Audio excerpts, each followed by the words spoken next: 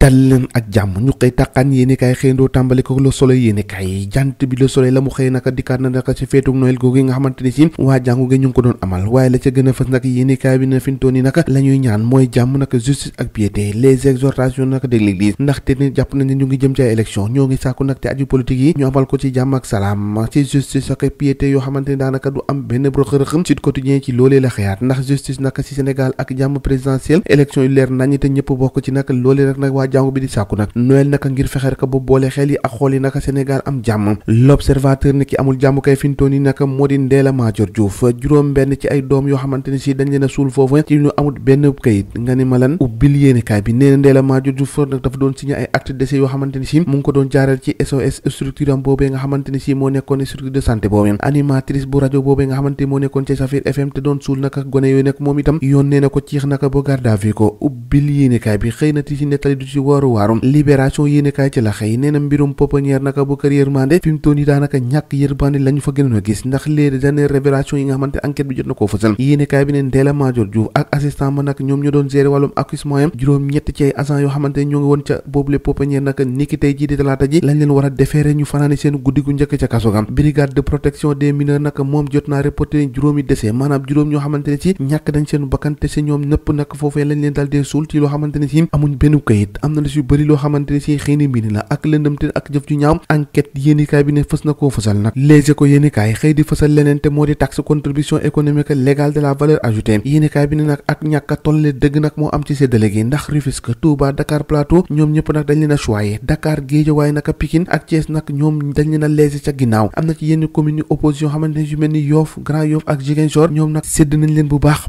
ligne d'arrivée nag candidature à la présidentielle yéenikaay bëri xëy nañ see dikkaat yéenikaay bi di Quotidien nee na fi nag dépôt dossier nekk ñu ngi ko arrêté ndiki tey ji bu minuit jotee daanaka ab fanweer ak ñeent yoo xamante ne si fintoon yi déposé nañu seenu candidat gannaaw nag bi nga xamante ne si RND moom nag dal dinaa rocceeku ca mbir mi la muy dénoncé la muy ñaawlu ko naqaru nag moo di fintoon yi parrainage yi Walf Quotidien dikkaat ci leneen moo di Abdoul Mbaye candidat présidentiel nee na seen démarche la Sénégal d'abord ndax jàpp na ne Sénégal mu ñu war a jiital nag ci seen doxin laataa ñuy wax leneen nag yor yéenekaay la mu wax rek ci article 260 ak code pénal nag Ousmane Sonko candidat la te dina bokk ci présidentiel yi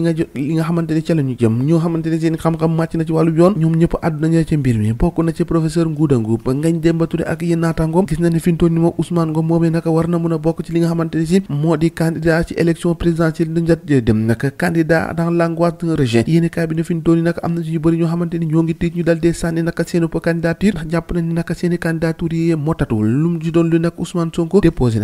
na ab dossier boo xamante ne si yéenekaay bi ne matewul ubbil yéenekaay bi di bés bi le jour ni ne Sonko dépose sa candidature sans parrainage amul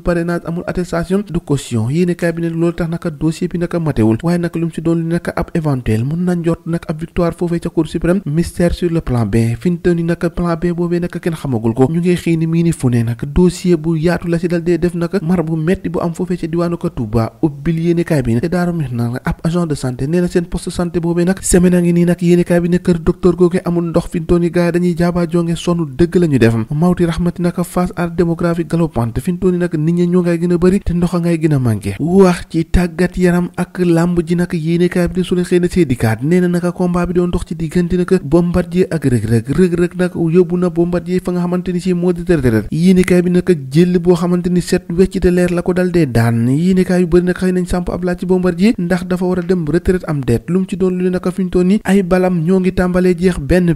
Bombardier cee ngaa dem retraite ñoo ko déggandoo jàngeen jëf ba ëllëg